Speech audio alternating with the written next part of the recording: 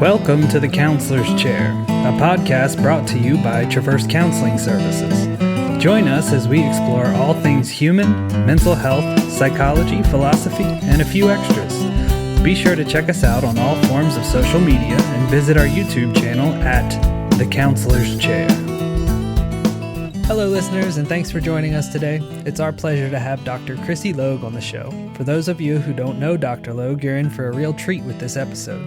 She's a clinical psychologist with a Ph.D. in counseling psychology from the University of Tennessee Knoxville and is currently practicing with L+C Psychological Services in Florence, Kentucky.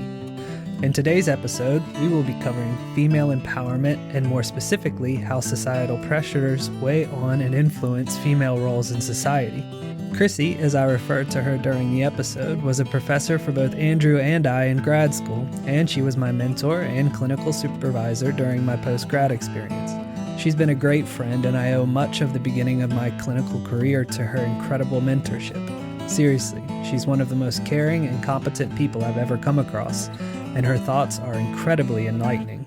So, without further ado, here is our episode with Dr. Chrissy Logue. Chrissy, thanks for coming on the podcast. It's a really an awesome opportunity to have you here. We really appreciate you carving out the time for this, and I'm really excited to hear your insights and your perspective. It's always been very deep and enlightening for both Andrew and I. Mm-hmm. And so we're just super pumped to have you on. Thanks for joining us. Absolutely. What an honor just to get to be a part of all the success and the growth that you guys have accomplished. It's pretty amazing to be able to be a part of your empire now. So thanks for having me.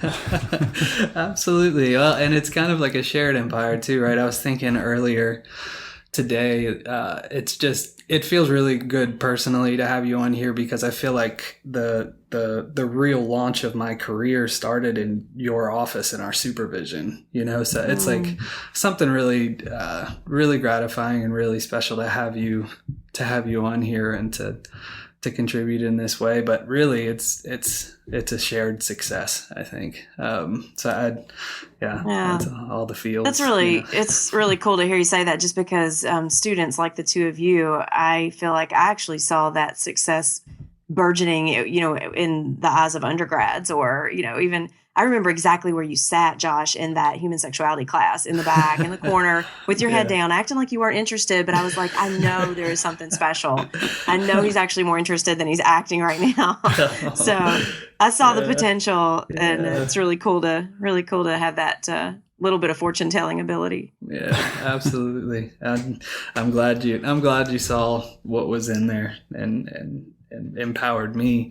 And that's just, I think with what we're talking about today being women's empowerment as an overall topic, but with things like assertiveness and gender power differentials and sexuality as sort of subtopics under that, I think it's just really cool that on the front end, I can say that you have sort of transcended the sexes as well as like been a mentor and been empowering to men around you as well. So I think it's really, for anybody listening, I think it's really important, especially with, where gender topics are today. It's really important for anybody listening, male, female, to know that Chrissy actually empowers the men around her as well. In some really helpful ways. I mean, like I said, I feel like it all started in your office with supervision. So it's definitely cool stuff. And that's probably a really good place to start, just as a bottom line, because oftentimes people will immediately turn off a conversation about women's issues or feminism or, whatever label, just because they immediately feel excluded if it's not the identity that they have.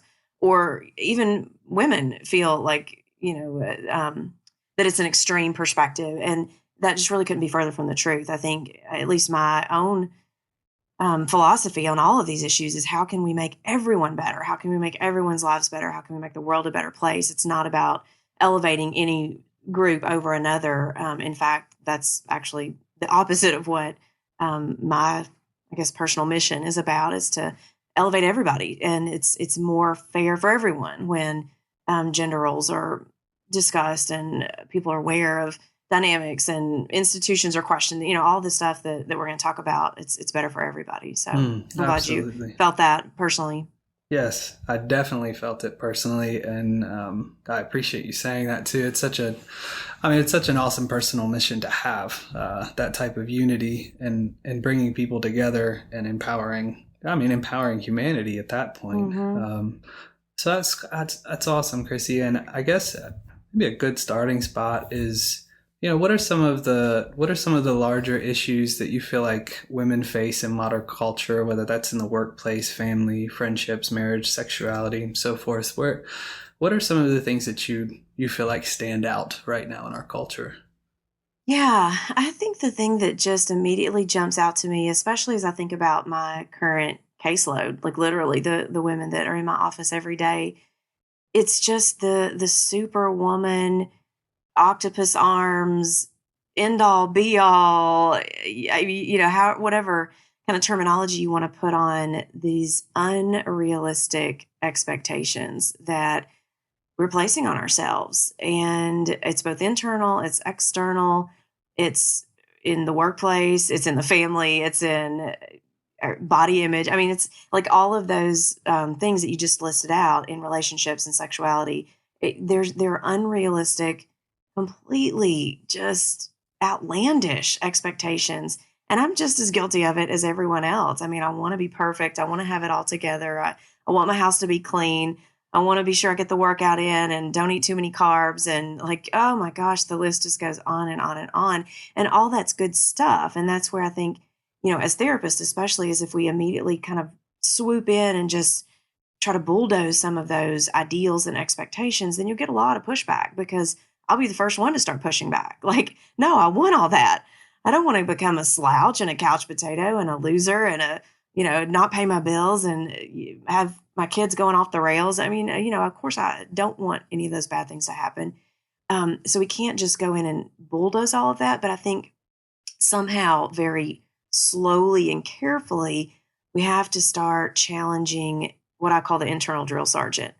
And I think so many people are afraid that they're going to go to the other extreme. And granted, I'm sure there's some people on the other extreme, but just the majority of people I deal with, and looking at my own life, we all have this internal drill sergeant that is just like cracking the whip 24/7 about everything. And so there's just no way we can ever live up. There's no possible way we can ever live up. So we always feel defeated. We feel not good enough, self-hatred. And then once you start feeling those things, then the vicious cycle just starts over and over. Then things start slipping. Then, you start forgetting things. Then you start burning the meal. And then you feel worse, right? So it's just the internal drill sergeant cracks that whip and keeps that vicious cycle going until we finally become clinically depressed or relationally dysfunctional, whatever the manifest, or, a severe eating disorder, whatever it manifests. Oh, and then the world's like, oh, see, look how crazy you are. So it's like, how could I not be crazy under these circumstances? Yeah. Well, it's almost like it's what you're saying. I really like it. It's like these things that you're pursuing aren't necessarily bad things, but it's almost like that perfection as an expectation is the thing that's been inserted that becomes problematic. It's like, I must do my workout perfectly. My body must be perfect.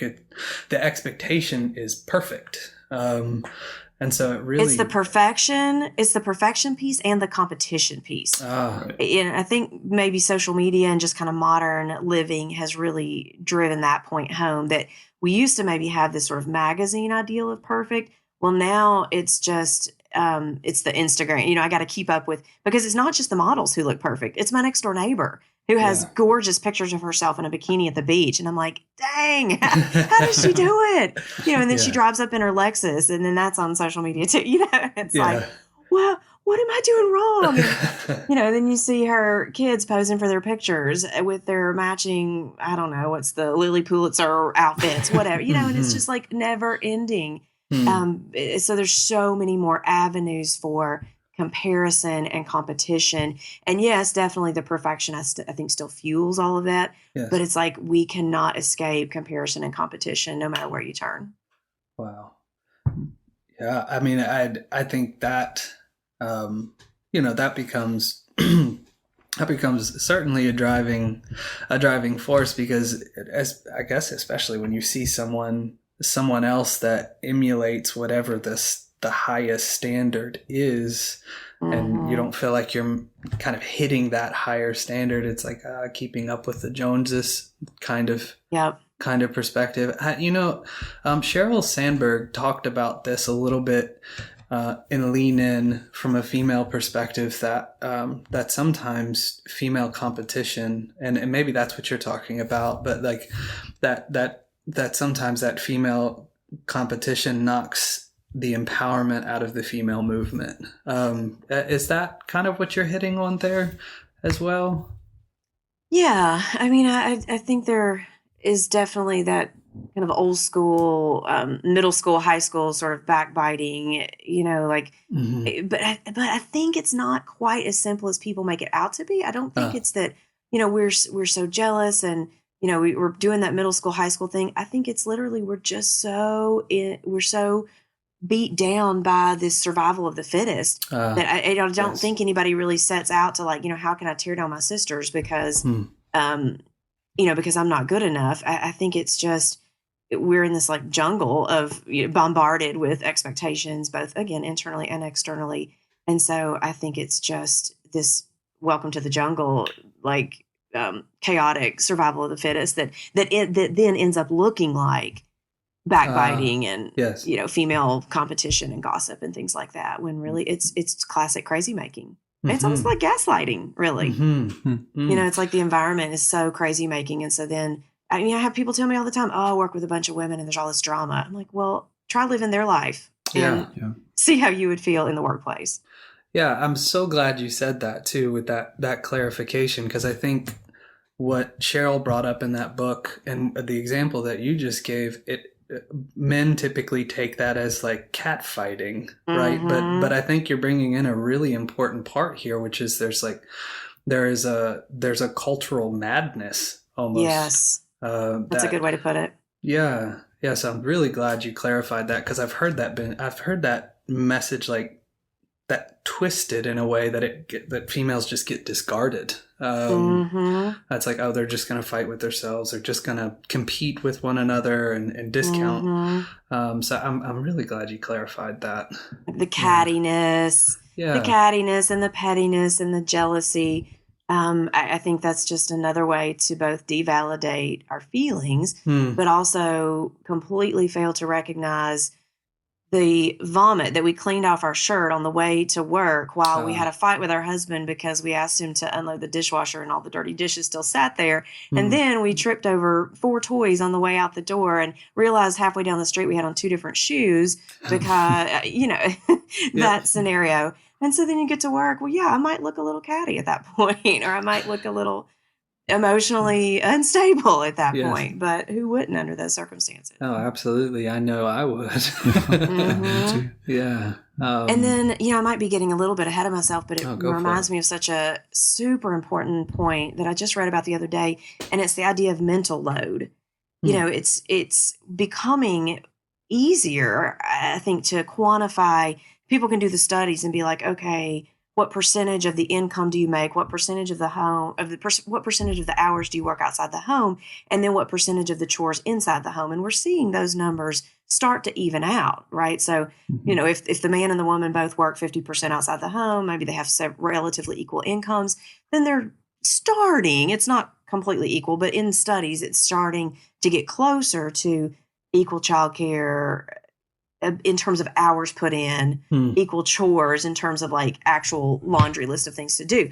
But what is unquantifiable or less easy to quantify is the mental load. Who remembers that it's time for the dental cleanings every 6 months? Whose calendar is the athletic practice on? When there's an interruption in the schedule, whose responsibility is it to rearrange the carpool and to make sure there's something in the refrigerator so that people don't eat Cheetos for dinner, right? It's that kind of stuff that is the mental load. And I'm 1,000,000% guilty of it in my own household because it's control. my daughter's appointments are on my calendar, not my husband's. You know, the change the AC filter, that's on my calendar. All that, I get it. I'm a control freak. And so that's why that stuff, I don't necessarily readily let that go, but it is absolutely draining. So it's not just the physical, literal laundry list of things that I think is the crazy making, and that we have all these expectations because we want to do all that right.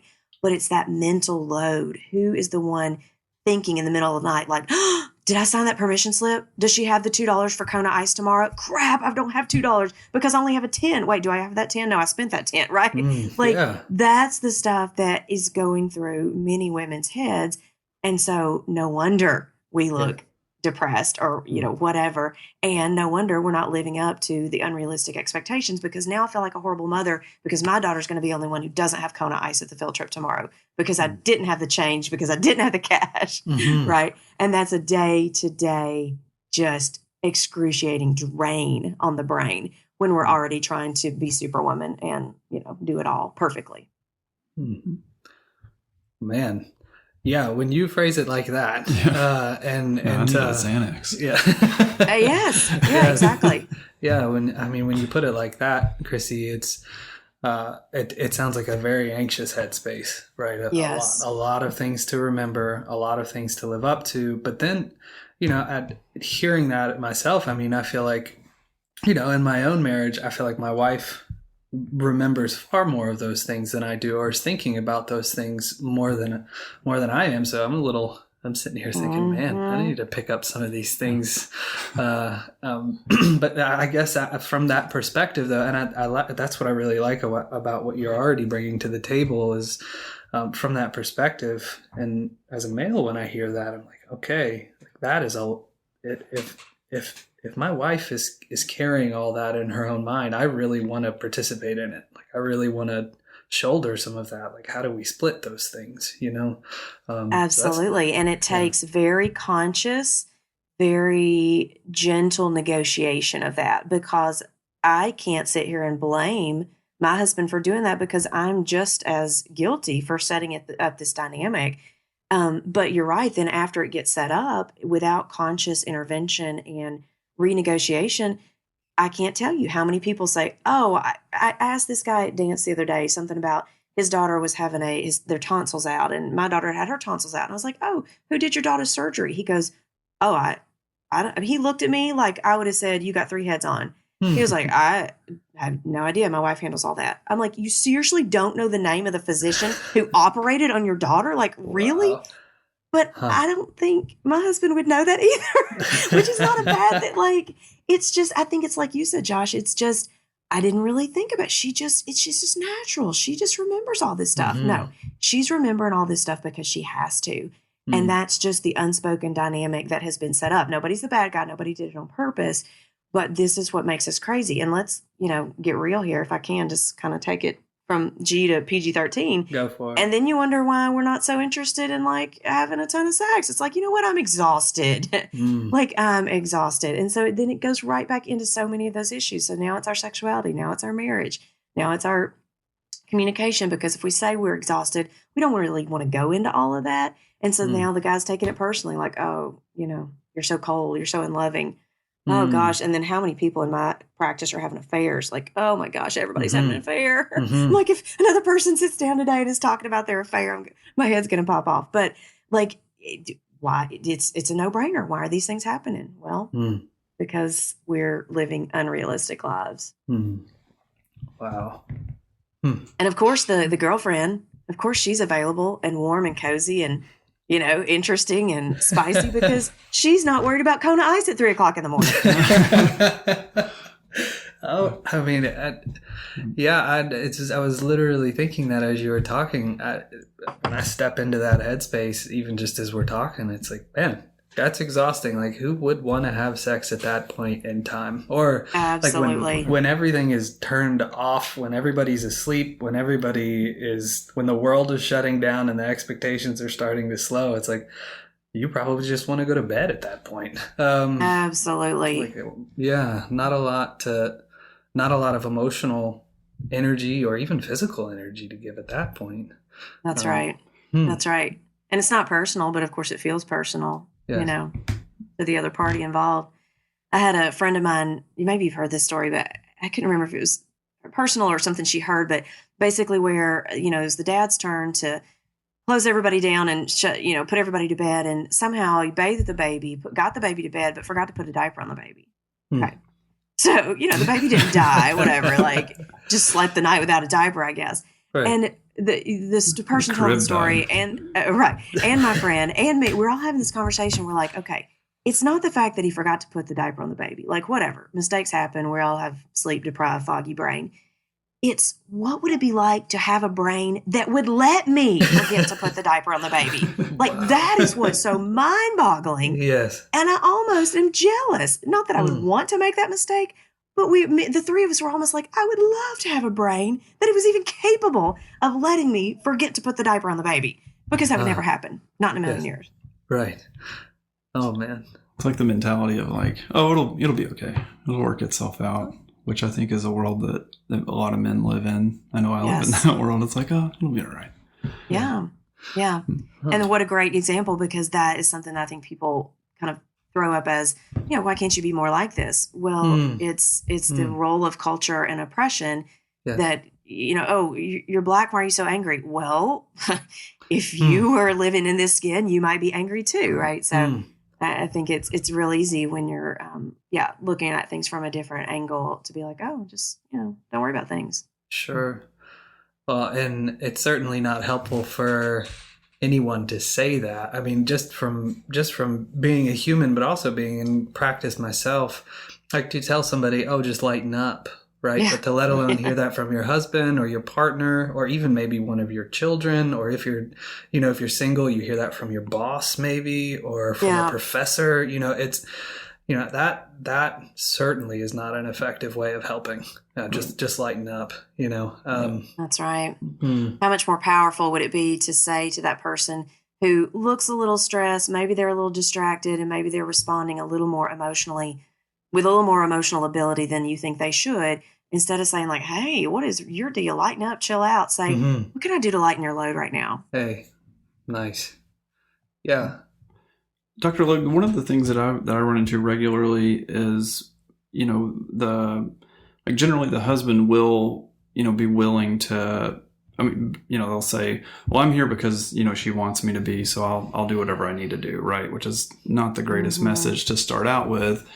But, you know, when they do, you know, attempt to pick up the slack, or, you know, do try to, you know, help the kids get ready for bed, or maybe get ready in the morning, you know, what I'm finding, it's not to the standard that it's been done in the past. And so there's still that disconnect. So there's almost like there's still the resentment of like, okay, yeah, so you helped with the laundry, great, but it also sat on the bed for 3 days. And you didn't fold it correctly. Right. You didn't use the dryer sheet. Oh, yeah. Right. I have a term for this. Lay it on us. Okay. So my term for this is boxing out. So, you know, now that I'm a Kentuckian, I'm highly versed in basketball. And in boxing out, you know, you literally throw your body in front of the person and you wrap your arms around them and push them back with your butt to keep them away from the goal, the goal or the ball, whatever. Yeah. And so I think this is what women do. And this is back to the issue of, this is not to blame. This is everybody has a role to play. Nobody's the bad guy here. Because the second that, you're right, Andrew, people do start to step up. You know, the other person in the equation says, okay, I'll put the kids to bed, or I'll do the laundry. We, or many of us, then swoop in and box out.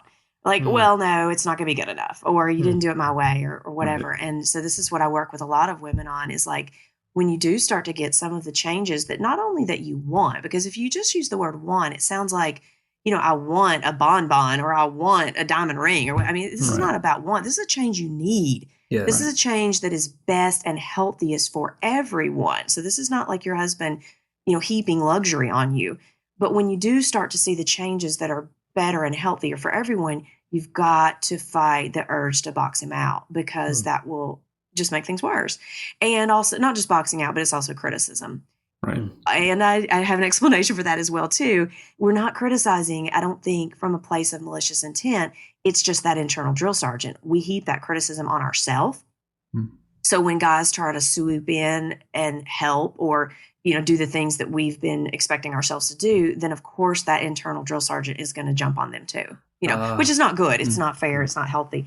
So we've all got to work on the dynamics that keep this system fueled, such as the internal drill sergeant, both internally and externally, and the boxing out as well. Yeah. And I can certainly see, I'm just looking around. I mean, in my own marriage, but working with my clients, seeing my own daughter, hearing about issues from women who have a platform and can speak openly about women's issues in our culture. It's like I can certainly see that men. I think we have a good long way to go, especially when it comes to hierarchy and when it comes to making sure from whatever position we're in it, that the women in our lives also have an equal opportunity at that through us, if that's it, especially if it's not available in other places. And I'd love to spend some time talking about what we as men can do holistically, not just in a marriage, but sort of a lens that we could look through from your perspective that would be helpful. And I guess before we jump to that, though, I'd really I'm really sticking with this idea that you talked about of like almost like the collective crazy or the collective expectation on women, or that embodied expectation. Chrissy, from your perspective, what lens may be helpful for women, whether they're married, whether they're single, whether it's in the workplace?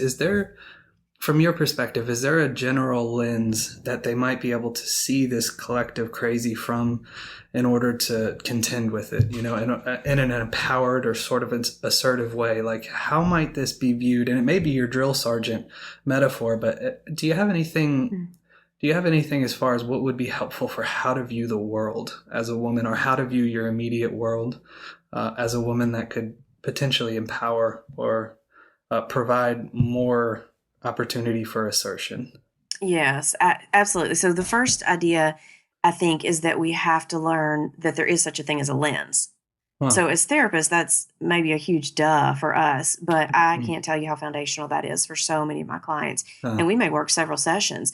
I do a lot of CBT, and instead of jumping right into, we got to start with the idea that there even is such a thing as a cognition, as a lens, as opposed to just gospel truth.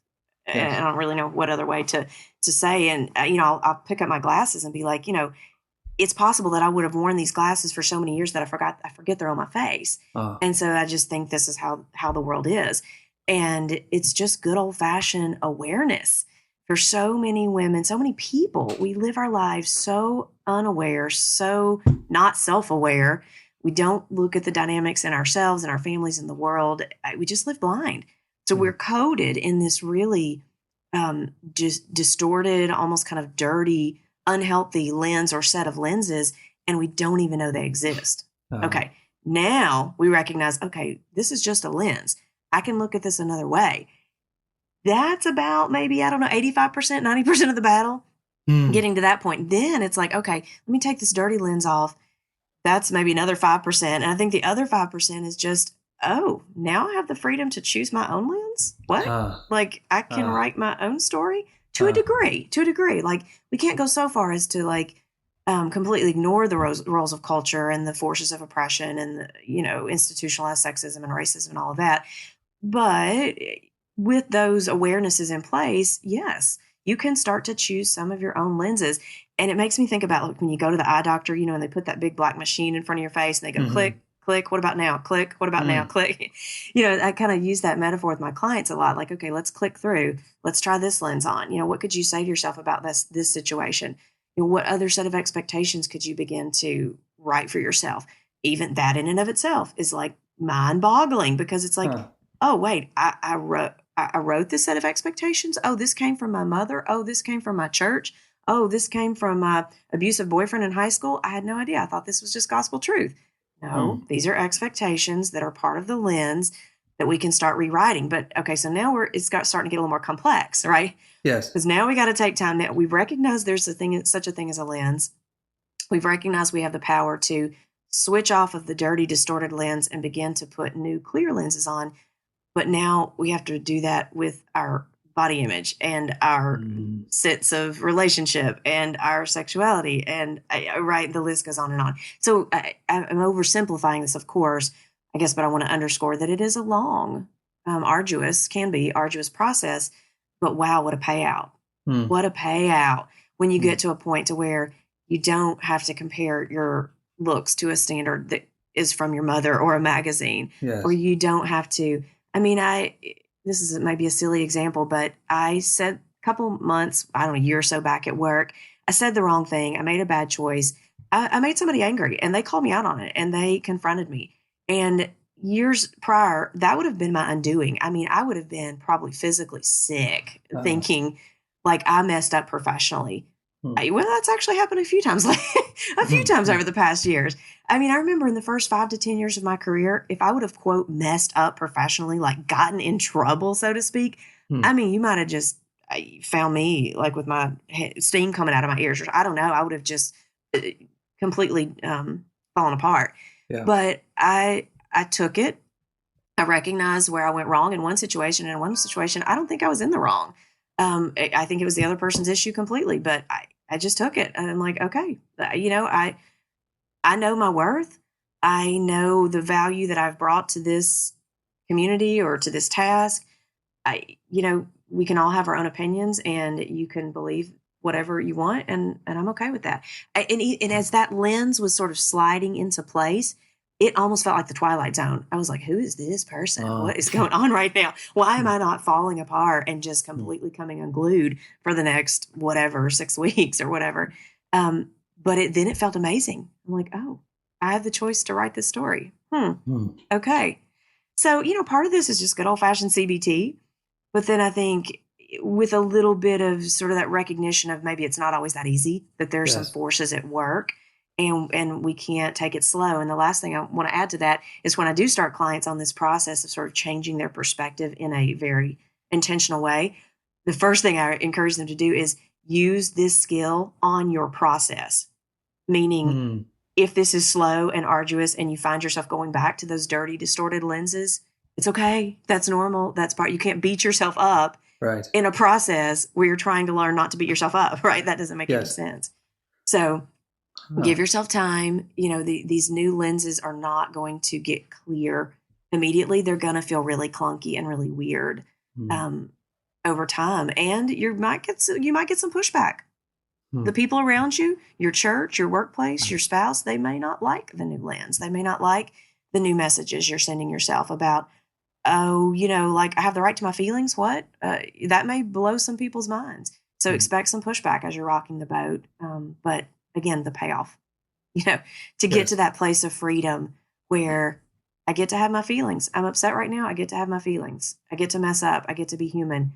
And I'm not there yet perfectly, but I'm a whole lot closer there than I ever have been. And wow, is it a better place? Oh, absolutely. Well, and when you get that lens on, it actually gives you a new voice too, right? That's kind of like what you're saying, right? It gives you a new voice. People may not be used to hearing that voice, but it may be the closest, it may be a lot closer to who you actually are, who you want to be, right? And so I like your message of, and I think it's really good for anybody to hear, which is don't give up on the voice when you encounter resistance. Yes. And then there's an experimental part of this too, right? It's like that thing that you talked about with the eye doctor clicking the lenses. It's like, is this one clear? Is this one clear? Is this one more clear? It's almost like a consistent pursuit to find what is clearest for you. Absolutely. And it doesn't just stop with a one and done, right? And that makes a lot of sense too, since the cultural expectations seem to shift. The underlying message of perfection seems to be the same, but the the expectations themselves. I mean, you can just look at how dress has changed in the last 50 years, right? It's like, or how popular body shape has shifted in the last 50 years. You look at those things and it seems to be ever changing. And it's almost like, the culture is presenting a new lens, right? It's like, do I accept that lens? Do I challenge it? Do I experiment with something in the middle? Is there maybe something good here that I'm missing? It's I guess it's a sort of process that you have to tweak along the way, right? And do I want to be along on that roller coaster, that unpredictable roller coaster, or do I want to put the time and effort into crafting literally my own set of lenses, which, yes, is going to take more time and more trial and error and more conscious effort. But, I would imagine most people would find the outcome to be much more preferable over, that roller coaster of just wearing the cultural lens that gets slapped on you. Yeah. And what a wonderful way to empower women and not give and I really like your answer a lot, Chrissy, because it doesn't say, okay, so this is the lens you should use, right? It allows for diversity. It really does allow for diversity for women to be themselves instead of, the neighbor next door with the bikini and the kids in their little Orville Redenbacher or whatever. Is that the popcorn guy? No. That's the popcorn guy. Yeah. Don't look at me. Oh man, that just blew my cover there. I was thinking of Oshbagosh, but it came out Redenbacher. Right. See, as a man, you don't even have to know who Lily Pulitzer is, and you're fine with that. Right. Yeah. Goodness. I know Target's major brands, like Cat and Jack is pretty cool. Yeah. But you're right. You're definitely right. Well, that's I hope everybody listening to this really takes that to heart, the diversity of that perspective, and the forgiveness, right, of that perspective. Like the drill sergeant may have a hard time with that because it insists on grace, right? Like it insists on maybe a forgiveness too of some of those people that you listed, like my mom gave me this lens, or my abusive ex-boyfriend. It maybe calls for some grace in those areas so that you can move forward, or maybe acceptance is the better word, right? But I kind of just an awareness, of where did these messages come from? Why am I buying into this? Is this my message? Test it out. And if it is your message, great, keep it. If it's not your schema, then customization is kind of the concept that I use a lot. You customize everything, every way that you look at the world, every way you think about yourself, every rule and expectation that you hold for yourself. Because when I think about the most miserable, neurotic people around me, it's the people who have boatloads of rules and expectations and standards and all these things, and they have no idea that they're there. Like they have no awareness or no hope or like no prayer that they could even challenge those things because it's just that's the way it is. What do you mean that this is just how we do it? No, you could choose. Just takes a little bit of work. This is a lot like mindfulness in the sense of like recognizing impulse and training the brain to pick up on the sensations and changes in your body and, recognize thoughts that come up. But then also there's the added layer of, the history of your life and picking up, where some of these things might be stemming from. Yeah, absolutely. It's that awareness, man. I think it's a good. I have a daughter as well, Chrissy, and I'm always trying to. I guess as a father, I'm always trying to be aware, be mindful of the messages that little Emma June is getting from me, but also from culture, and I know that she's going to have quite a bit to navigate and be mindful of. From your perspective, though, especially from a mother with a pretty from what I see in Facebook, like a pretty rock star daughter. How do you approach this idea of lens building with your daughter? Like, what are some of the more helpful things that you feel like you've implemented for her as a mother, and maybe even some of our listeners, things that could be said or done to really empower their daughters to develop their own unique lens. Oh boy, I can't wait to hear my answer on this because whatever it is, I really need to implement it because I'm struggling. I'll have to go back and listen to what answer I gave, but I'm really struggling with this one. I think just at the age that we're at, she's 10, and so we're starting to hit some of those prepubescent sort of struggles. But the two things I think that are my mantras with her that I really try to keep in mind. The first one is the idea of validation of feelings. You get to have your feelings. I don't know how many times a day I say that. I say it to all my clients. I say it to myself. I say it to her. Then I say it again to everybody.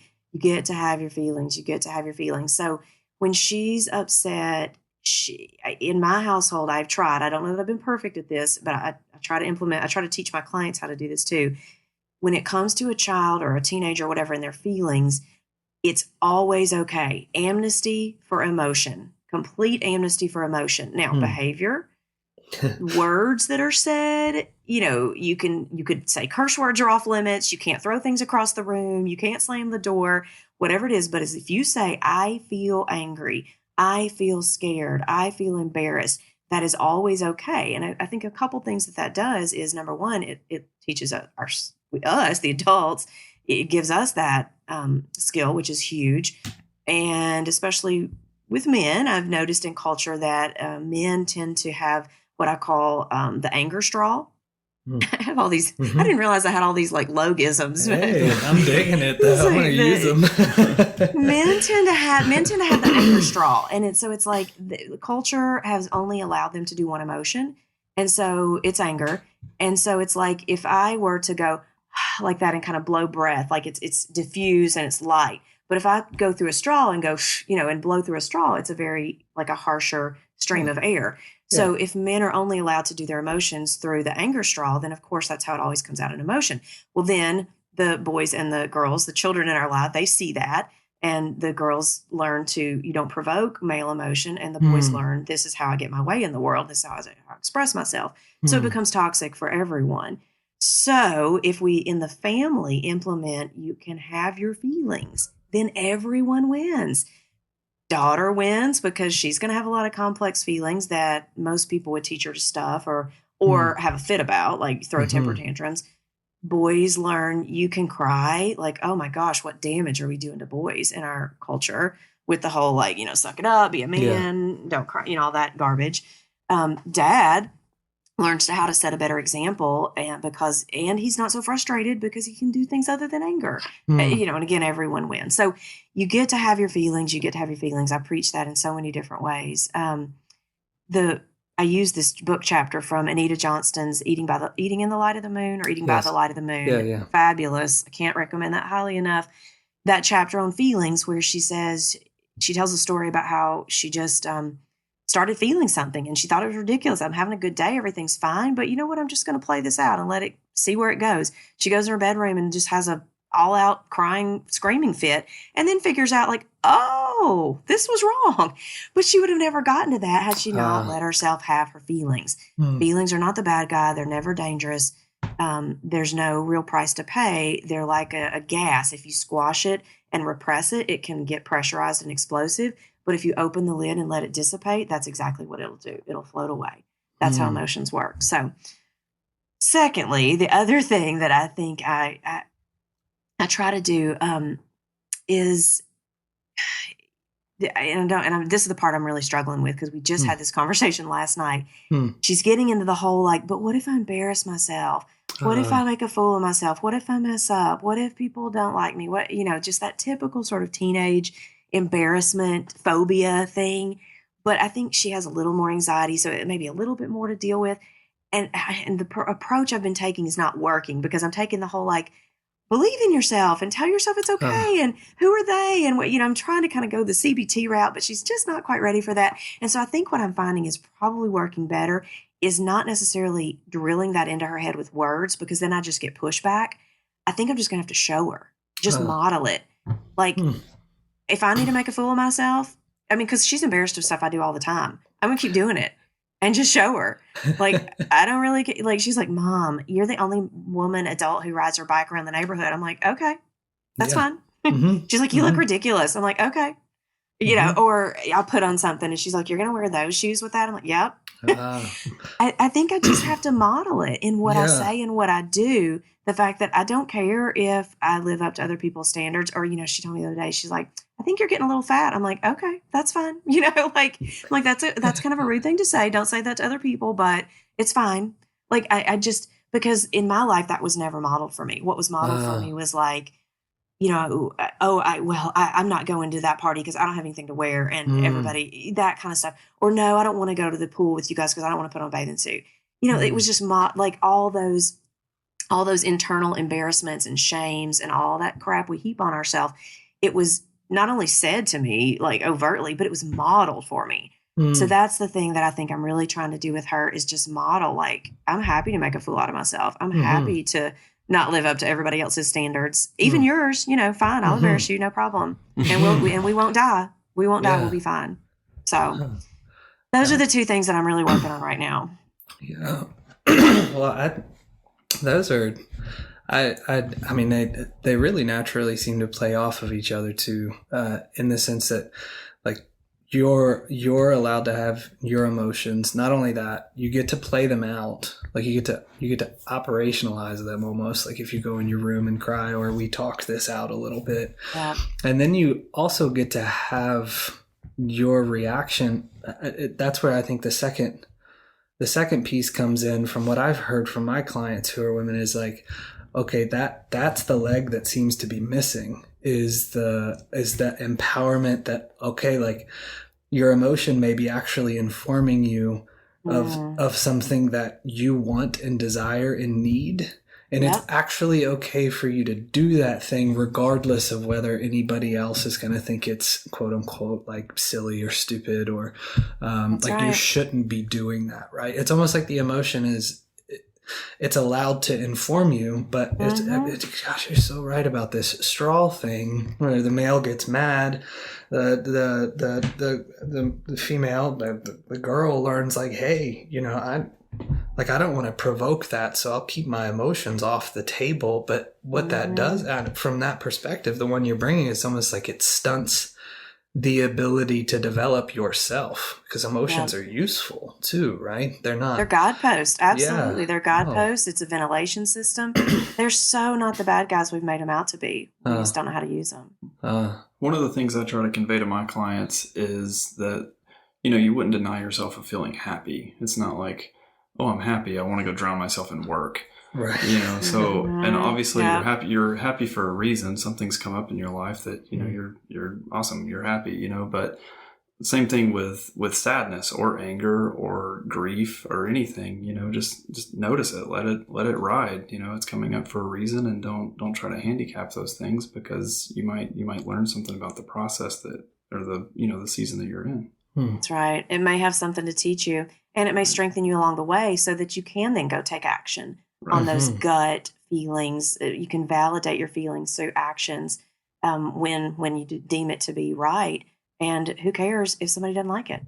You know, a client told me the other day, it was something she was wanting to ask for or something. She was like, oh, but I can't say it like that because my husband will get mad. And I'm not talking about like an abusive situation or anything, but she was just like, I can't say it like that because my husband will get mad. And I went, and? I was like, but he'll get mad. Yeah. Okay. Well, but he'll be so frustrated at me.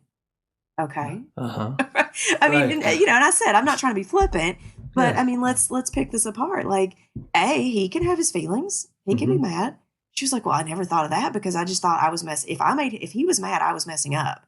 Right. So that was the underlying lens that had come from who knows where, that we then had to kind of put all this together and say, listen to your feelings are telling you something. You have a need or a want or an urge. I can't remember what it was. You want to speak it. And if it makes him mad, that's okay. He can have his feeling too. It doesn't mean that your gut was wrong or that you made a bad move. And in fact, this type of free flowing, uninhibited communication just might strengthen your relationship, as opposed to this inhibited, stilted, mind reading eggshell. Is that really the relationship you want? She's like, oh. Wow. Oh, man. Yeah, that opens all kinds of possibilities in the relationship too. And from an empowerment standpoint, it also removes the woman in this situation from also being the mediator of the anger, right? Yes, The caretaker almost, like, constantly, he's angry, let me pacify this, or let me do something about it, versus, a man actually taking ownership of his process, right? It's like I could see where that provides a good bit of freedom, where it's like, yeah, he's just let him be angry. Of course, there are situations, right? Abusive situations, right, where would want to be careful with letting that play out. Right. Yeah. But this, I think, generally applies. And it's a really enlightened perspective, Chrissy. I'm really glad we're having this conversation. And, it makes me curious too, because from my perspective, and I feel like I have,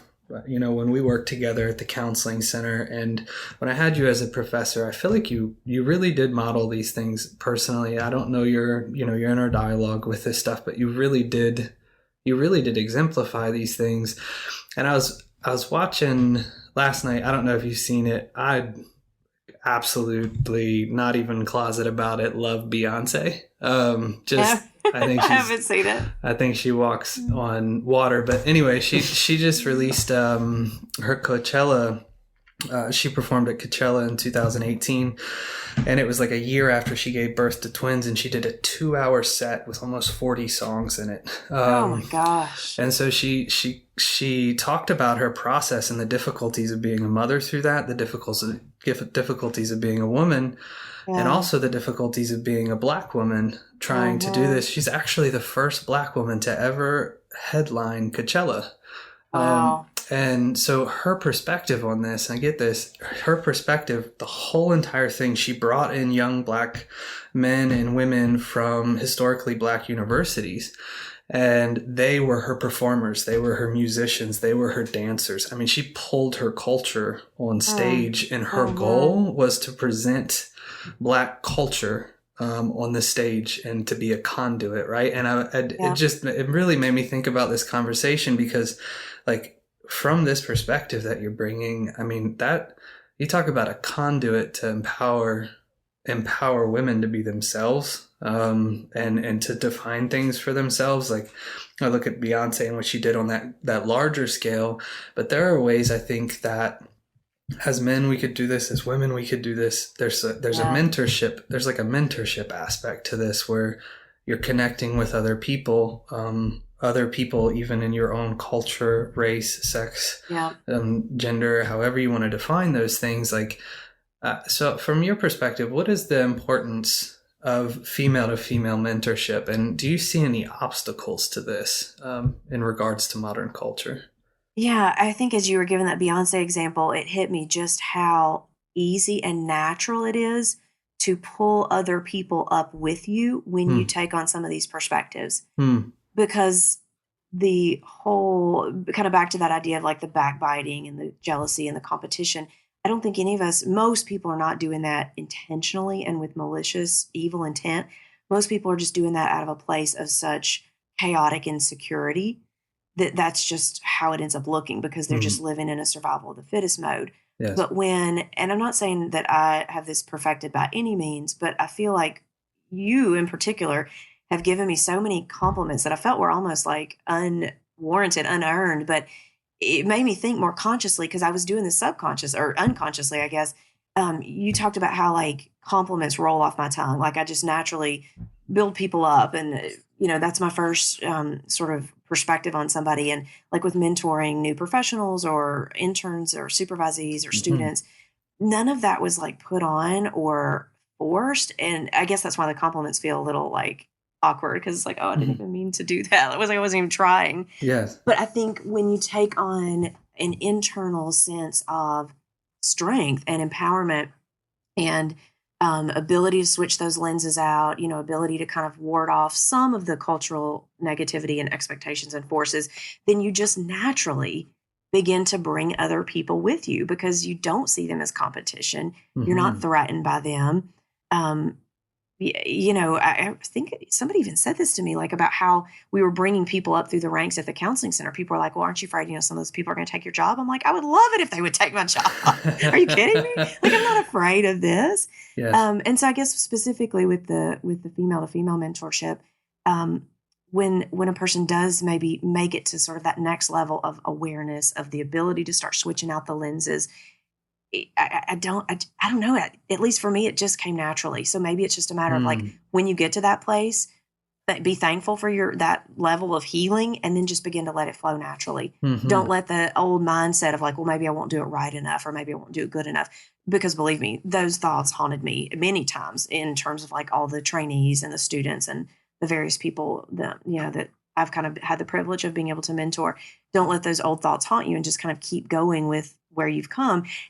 And then people will it will just naturally happen. Like, you were literally, I get that mental image of Beyonce like lifting people up on the stage with her. Like, I think it just naturally begins to happen. And so I think the main obstacles to it are just not getting ourselves to that place of healing, because you can't start to mentor other people when you're still fighting your own demons. But then you get yourself on the road to healing.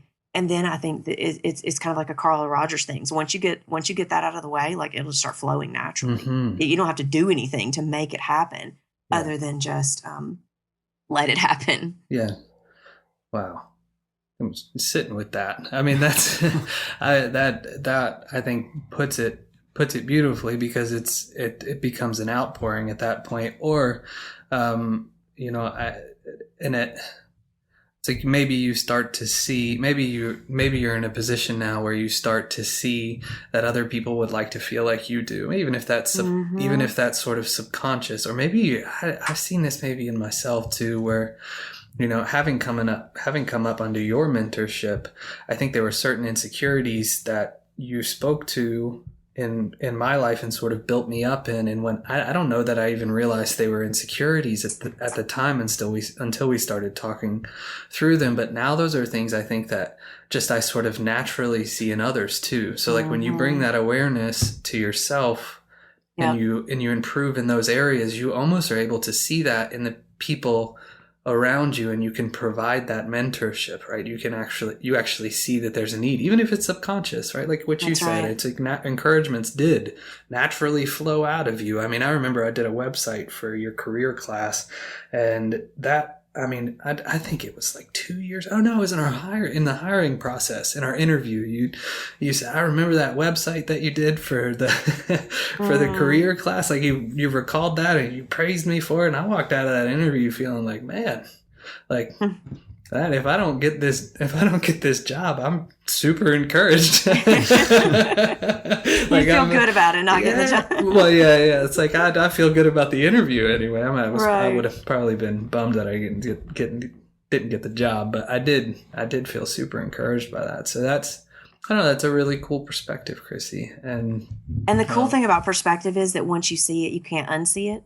Right. So like once you climb up on that stand and look down over the corn maze, it's like you might jump back down into the corn maze every now and then, but you're not going to forget that stand is there, that the different perspective doesn't exist. You can't unknow that. And so I think as you take this healing journey, as a man or woman, either one, just these ideas of self-empowerment, validating your feelings, listening to your gut, as you do all those things, you can't unknow what you've accomplished. You may stumble, you may have bad days, but you can't unknow that stuff. And so then when people come around you who maybe haven't had those experiences yet, you just exude it. You just find, like you said, you may ask the question or offer the perspective, not from a preachy advice giving, sort of like, oh, I've been there and let me tell you how to fix this, but just your interactions will exude that awareness that you can't I mean, it's kind of like the whole thing where we talk about, once you become a therapist, it's very difficult to turn it off, and that's a huge occupational hazard.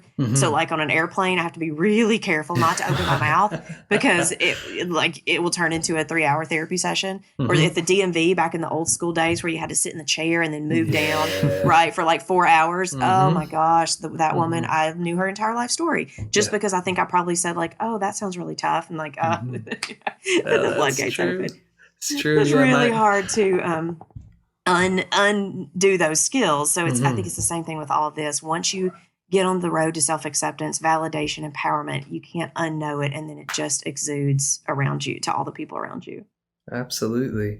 To even tack onto that, it may be harder to regress, or at least you see yourself regressing if you do, right? So one of the things that I really like that Beyonce said in this, I'm going to go back to Queen Bee, but one of the things I really like that she said in this documentary is that she chose to be herself and reveal her struggles through the process instead of putting on her flower crown, right? That's actually the wording she used. Instead of putting on my flower crown as the first Black woman to do Coachella and get up here and just, be perfect. I'm actually going to do this documentary and let you know the struggles that I went through to actually get here, right? And put on this performance.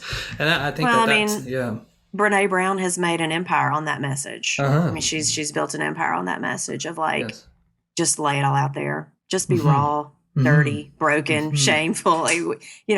Why are we hiding? Stop. Yes.